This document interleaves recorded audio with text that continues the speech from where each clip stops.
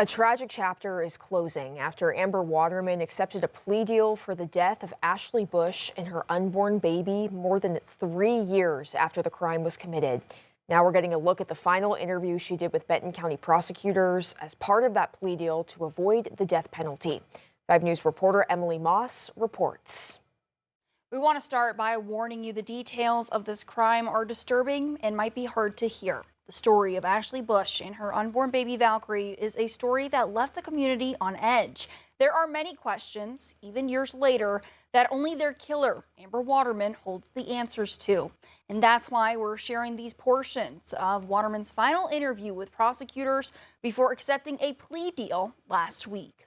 I think we owe it to Ashley's family to try to give them something, right? And all we can give them at this point is the truth. For the first time, we are hearing from Amber Waterman herself, describing why and how she targeted Ashley Bush in 2022. Prosecutors agreed to a plea deal to avoid the death penalty. On the condition, Waterman goes on the record and admits to what she did, amid concerns a trial could take years and create more pain for Ashley Bush's family. Randy looked at me and said, "Josh, will she ever be executed?"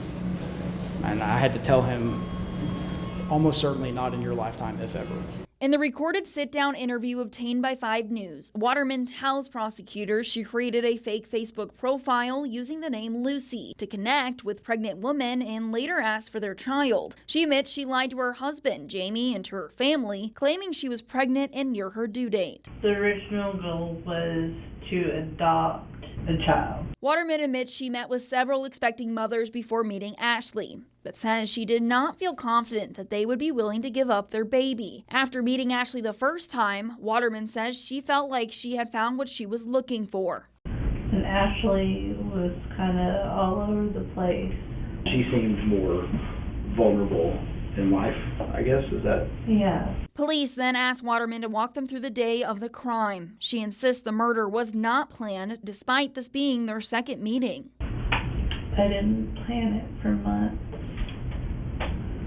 I didn't plan it. Waterman says while driving with Ashley at that meeting, under the guise of a fake job in Bella Vista, she became angry, comparing Ashley's life, her family, and her stability to her own, including Waterman's husband, Jamie, who she says had been cheating on her. So how did that make you feel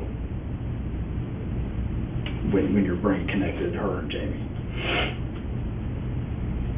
It made me mad. Waterman says as her emotion built, she decided not to drop Ashley off at a gas station and continued driving with her. Despite maintaining she did not plan to kill Ashley, prosecutors questioned Waterman about her state of mind. Leading up to that point where you're driving around, up until the point that you pulled the trigger, was it a wave of emotion like rage or anger that you were experiencing?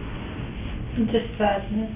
After the shooting, Waterman claims she attempted to give Ashley CPR, a statement officers dispute during the interview. After Ashley's death, Waterman admits she removed the unborn child at her home. Waterman says her husband, Jamie, still did not know she was not actually pregnant. When she called him about Ashley's body, she claimed the baby was her own, and he believed her. She also states she told Jamie her friend, the fake profile known as Lucy, had killed Ashley, and that she needed help hiding the body, which he did.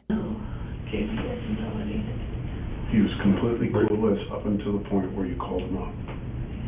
Jamie is now serving a 6-year federal prison sentence for helping his wife cover up the murder. Throughout Amber's interview, prosecutors press her to tell the truth. And despite the 2.5-hour process, Waterman never admits to feeling sorry or expresses remorse for what she's done. We just want to be able to give her family, the absolute truth. Waterman is now serving 2 life sentences in Arkansas and 2 federal life sentences in Missouri. Prosecutors say the plea deal brings finality for the state and for Ashley Bush's family. And while Amber Waterman's story ends here, Ashley's story will continue. Let's let Amber Waterman be forgotten. We'll remember Ashley Bush and Valkyrie and the Boone family and not give Amber another thought.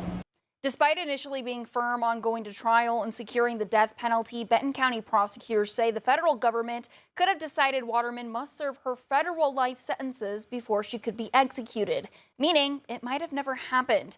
That's on top of concerns for a possible appeals process. After the sentencing, prosecutors urged everyone to read the victim impact statements that were shared in court. We have those impact statements available on 5newsonline.com. Emily Moss, 5 News.